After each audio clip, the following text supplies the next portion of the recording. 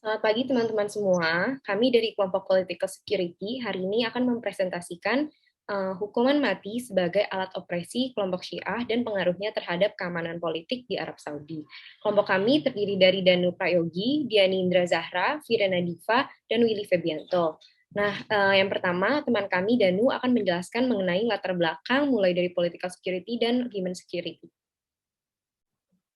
Oke, yang pertama kita berangkat dari Human Security 1994, yaitu based on HDR. Di sini menjelaskan bahwa keamanan adalah kondisi terlindungi dari mara bahaya atau kebebasan dari kepedulian, kecemasan dari perasaan aman terhadap bahaya. Salah satu elemen dari human security sendiri itu ada political security. Nah, salah satu penjelasannya elemen di dalamnya tentang political security itu adalah melindungi hak asasi manusia, yang mana negara harus melindungi hak asasi manusia masyarakatnya. Selanjutnya, negara wajib melindungi masyarakat dari represi negara dan melindungi masyarakat dari kekerasan internal ataupun eksternal seperti intervensi negara ataupun intervensi militer. Nah, di Saudi Arabia ini salah satu negara yang menerapkan hukuman mati, akan tetapi diduga menggunakan hukuman mati ini sebagai senjata politik. Next. Oke, selanjutnya kita masuk ke dalam pembahasan hukuman mati di Saudi Arabia itu sendiri. Nah, hukuman mati secara umum adalah sanksi yang dalam pelaksanaannya berkaitan dengan cara menghilangkan nyawa seseorang pelanggar hukum. Salah satu negara di dunia yang menerapkan hukuman mati adalah Arab Saudi, yang mana negara ini menggunakan syariat Islam sebagai sumber hukum pidananya. Dalam hal ini kami mengambil studi kasus yaitu hukuman mati terhadap beberapa anggota kelompok anti pemerintah. Salah satunya adalah ulama Syiah yaitu Nimr al-Nimr di Arab Saudi. Nah, kasus tersebut terjadi pada tahun 2012 di mana Nimr al-Nimr merupakan salah satu aktivis anti pemerintah di Arab Saudi. Namanya semakin dikenal karena Nimr al-Nimr ini sering terlibat dalam berbagai kegiatan demonstrasi di provinsi timur Arab Saudi. Kegiatan demonstrasi tersebut sendiri adalah kegiatan anti pemerintah yang utamanya memproses adanya diskriminasi di provinsi sebelah timur Arab Saudi yang terjadi pada tahun 2011 sampai 2012. Nah, upaya Nimr al-Nimr dalam mengutarakan pendapatnya di ranah publik tersebut mendapat respon serius dari otoritas Arab Saudi karena pengaruhnya yang semakin meluas di kalangan anti pemerintah. Nah, pada 8 Juli 2012, pihak keamanan Arab Saudi telah menangkap Nimr al-Nimr dengan penuh perlawanan. Bahkan klaimnya sempat terjadi baku tembak di antara Nimr al-Nimr tertembak di kaki kanan dan bagian punggung. Nah, sejak saat itu Nimr al-Nimr ditahan di ruangan kecil dalam rumah sakit tentara di penjara Al-Hair Riyadh. Dan setelah Nimr al-Nimr ini di penjara, akses untuk bertemu keluarga dan pengacara tidak didapat dengan mudah karena dibatasi oleh pihak Arab Saudi. Bahkan ketika proses interogasi sedang berjalan, Nimr al-Nimr tidak dapat menemui pengacaranya. Nah, selain itu permohonan tindakan operasi untuk mengangkat peluru di punggungnya serta perawatan untuk kaki kanannya yang lumpuh akibat tembakan saat ia ditangkap juga ditolak oleh pemerintah Saudi Arab. Ya.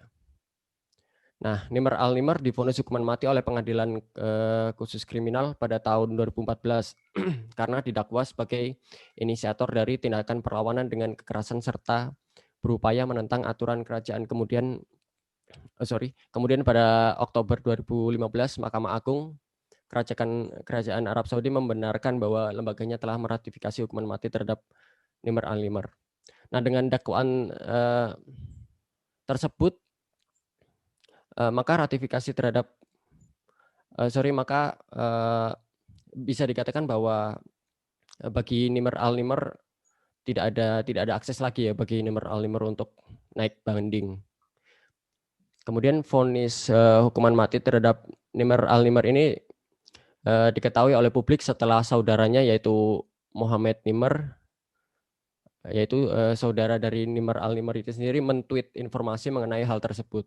Nah, ia juga menyampaikan bahwa putranya yaitu Ali al-Nimr yang masih berusia 17 tahun juga masuk ke dalam terpidana yang dijatuhi hukuman mati.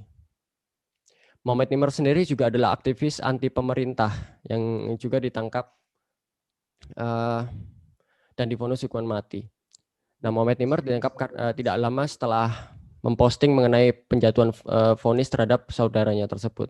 Nah, pada akhirnya pada 2 Januari 2016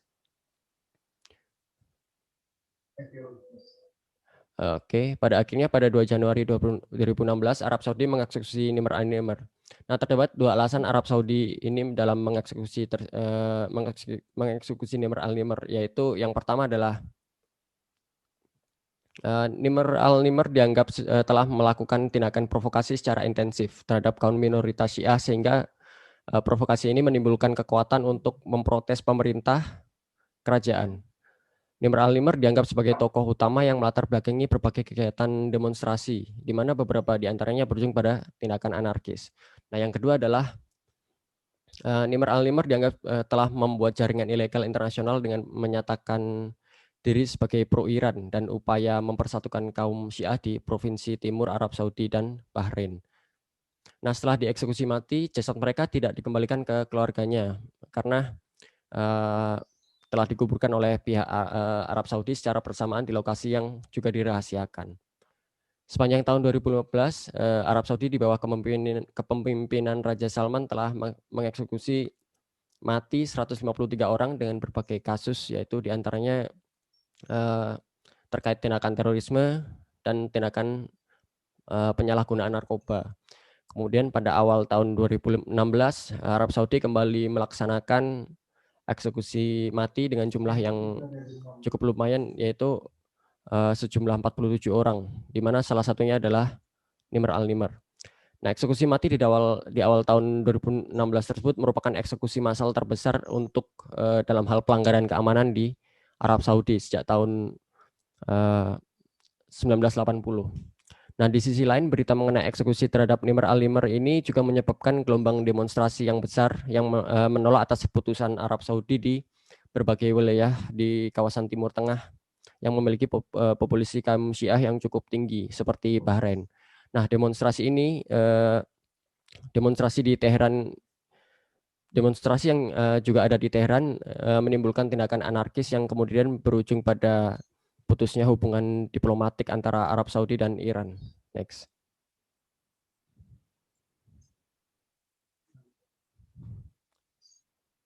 Nah, selanjutnya saya akan menjelaskan mengenai pengaruh hukuman mati terhadap keamanan politik di Arab Saudi. Nah, sebelumnya, seperti yang teman-teman tahu, kalau kita membahas mengenai political security, pasti kita membahas tentang hak asasi manusia, terutama yang tertera di Universal Declaration of Human Rights. Nah, bisa dilihat bahwa diterapkannya hukuman mati di Arab Saudi ini sangat memberikan pengaruh besar terhadap political security yang ada di sana. Karena yang pertama, itu melanggar hak asasi manusia. Lebih tepatnya, UN Declaration of Human Rights di artikel 3 dan artikel 5. Artikel 3 yang membahas freedom to live, dan tentunya hukuman mati ini mengambil kebebasan dari seorang manusia untuk hidup. Dan yang artikel 5 membahas tentang freedom from cruel dan torture, dan berbicara mengenai manusia ini harus bebas dari menjadi subjek terhadap treatment yang dianggap cruel. Sedangkan hukuman mati ini merupakan the cruelest treatment yang bisa diberikan pemerintahan Arab terhadap tindak kriminalnya. Nah, selanjutnya, walaupun negara Arab ini banyak sekali tidak meratifikasi dan menyetujui agreement atau treaty yang berbicara tentang hak asasi manusia, tapi dengan negara Arab menjadi salah satu member dari United Nations, negara Arab ini memiliki responsibility dan kewajiban untuk uphold Universal Declarations of Human Rights. Nah, yang kedua adalah tidak ada kebebasan berpendapat. Nah, selain walaupun tidak boleh adanya political parties, tidak boleh adanya kelompok human rights dan kebebasan berkumpul dan serta berpendapat yang sudah dibatasi, sangat-sangat amat dibatasi oleh negara Arab. Nah, adanya hukuman mati ini tentunya membuat rasa berani dari orang-orang untuk berpendapat ini menjadi sangat minim. Jadi lebih banyak orang-orang yang memilih untuk tidak memberikan pendapat, apalagi yang tidak sesuai dengan apa yang dipercayai oleh pemerintah Arab.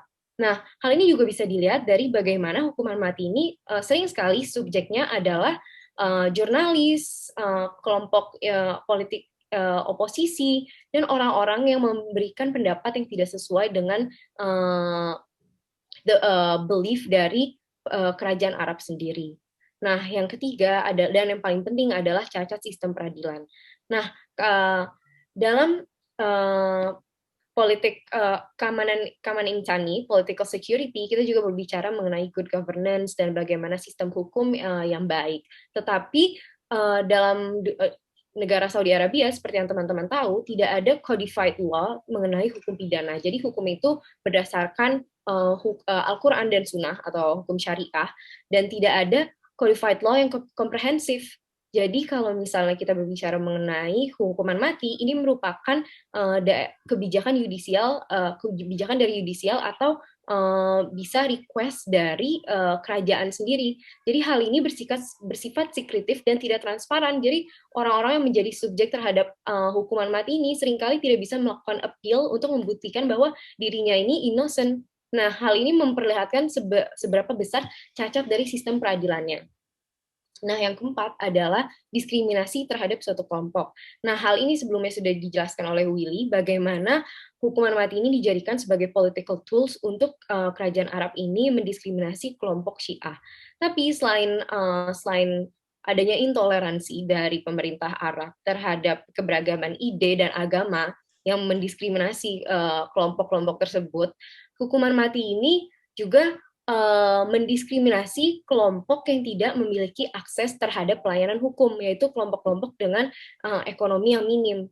Jadi bisa dibilang hukuman mati ini sangat amat mendiskriminasi suatu kelompok yang opposing the belief of Saudi government yang seperti Syiah atau kelompok dengan pendapat yang sangat berbeda, dan juga kelompok-kelompok marginalized dan minoritas yang tidak memiliki akses hukum. Seperti itu. Nah, selanjutnya sebenarnya penggunaan hukuman mati ini telah dilakukan oleh beberapa negara di dunia, salah satunya Arab Saudi.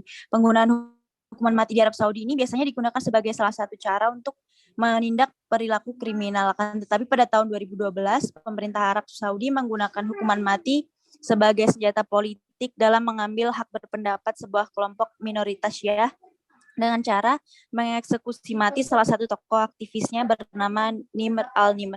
Nimr al-Nimr ini merupakan seorang aktivis yang sering mengikuti demonstrasi anti pemerintah, di mana kegiatan demonstrasi tersebut sendiri adalah kegiatan yang tujuan utamanya adalah memprotes adanya diskriminasi di provinsi sebelah timur Arab Saudi.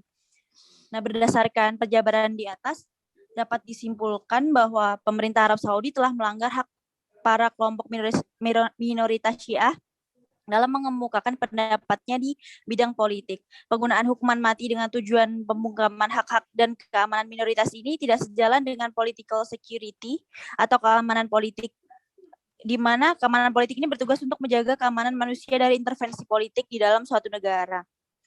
Nah, di mana salah satu aspek yang dijunjung tinggi yaitu HAM atau hak asasi manusia. Dengan adanya hukuman mati dengan tujuan menghilangkan hak berpendapat kelompok minoritas ini menunjukkan adanya kegagalan negara Arab Saudi dalam memenuhi keamanan politik dan penjaminan hak-hak asasi masyarakatnya.